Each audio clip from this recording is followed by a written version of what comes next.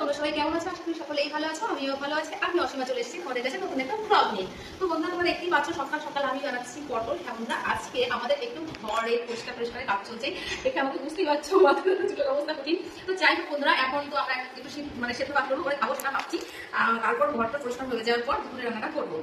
তো এখন এই যে পেঁপেটা কাটবো, পেঁপে সেদ্ধ হবে, টমেটো সেদ্ধ হবে, আলু সেদ্ধ হবে, আর পটল সেদ্ধ হবে।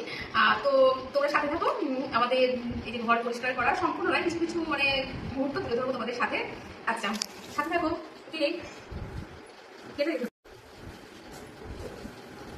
তো এই যে পেঁপেটা কেটে দিচ্ছি। তো যে যে সেদ্ধ ভাত খাবে চলে এসে আমাদের বাড়ি, সেদ্ধ ভাত বানাচ্ছি। কোনটা ফেলেছি? হ্যাঁ, সব ব্যাগ ফেলে দিয়েছি।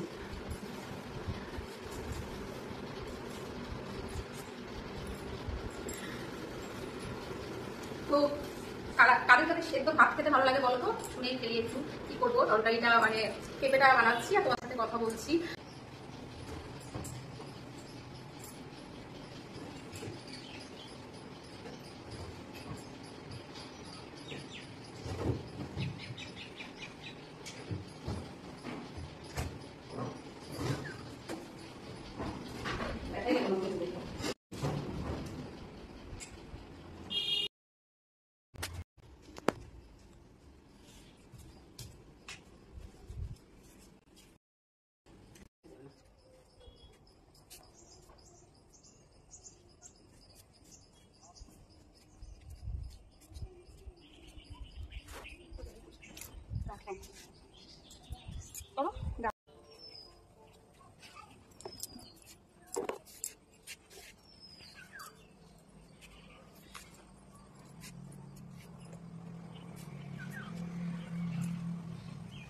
হ্যালো বন্ধুরা, দেখতেই পাচ্ছ কয়েকদিন ধরে সমানে কাচাকুচি চলছে।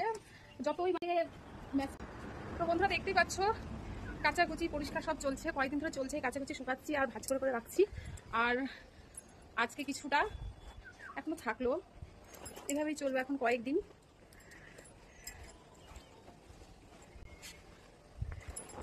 ভীষণ রোদ, মানে মেঝেতে পা দেওয়া যাচ্ছে না, কিন্তু কিছু করার নেই, পা তো দিতেই হবে, কিছু করার নেই। এগুলো মনে হচ্ছে শুকিয়ে গেছে। যে পর্দাগুলো সব কেটে দিয়েছিলাম, কিছু পর্দা বাইরে নিয়ে গেছে, এই যে সব পর্দা ঘরে, কিন্তু এখন নিয়ে যাওয়া যাবে না, মেঝে দেবো, কিন্তু এখানে রং নষ্ট হয়ে যাবে বলে ভয় লাগছে।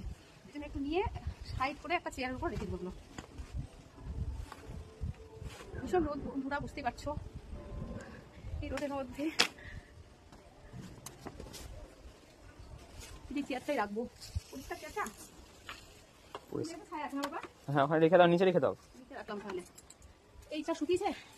শুকিয়েছে মনে হয়, কার কাছে শুকিয়েছে? শুকায়নি মনে হচ্ছে না, শুকিয়ে